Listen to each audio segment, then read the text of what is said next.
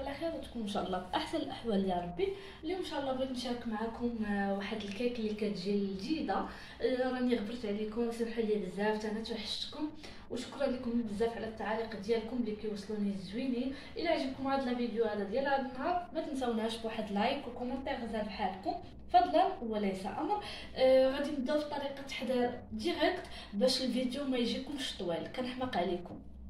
بسم الله على بركه الله. عندنا هنايا 3 ديال البيضات غادي نضيفهم.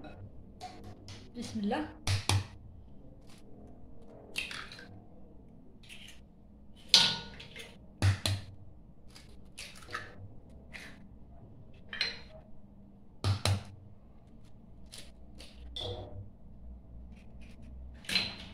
غادي نضيف عليهم كاس ديال السنيده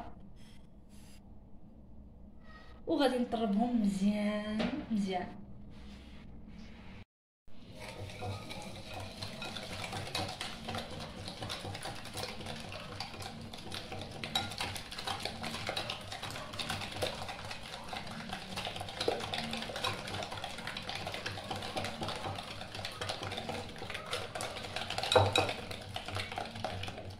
البيض مع السنيده مزيان حتى تجي مسوينه. دابا غادي نضيفو ساشي ديال الفاني.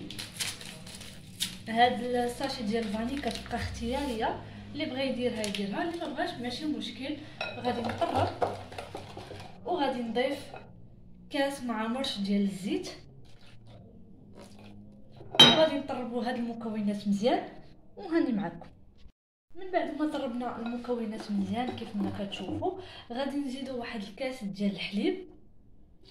تقدروا تعوضوه بدانون طبيعي اولا بكاس ديال الليمون، ثاني كيبقى داكشي اختياري. غادي نطربوه مزيان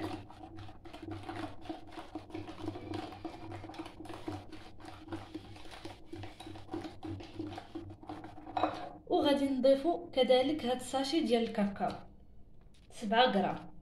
تقدروا ديروا 2 معالق كبار، انا لقيت غير هذا هو اللي ضفت. وغادي نطربوه مزيان. البنات اخر حاجه غادي نضيفوها لهاد المكونات هادو هما الدقيق على حسب الخليط وجوج ديال الخمارات. خليكم معنا وتشوفوا كيفاش كيجي هاد الخليط هذا ديال الكيك. هنا البنات من بعد ما ضفت واحد شويه ديال الدقيق، ضيفوا الدقيق غير بشويه بشويه باش ما تجيكمش قاصحه. وضفت كذلك جوج ديال الخمارات وغادي نبقى نزيد الدقيق على حسب الخليط، ما تجيناش خفيفه وما تجيناش ثقيله. البنات بالنسبه للخليط ها هو خاصو كيفاش يجيكم، شفتوا؟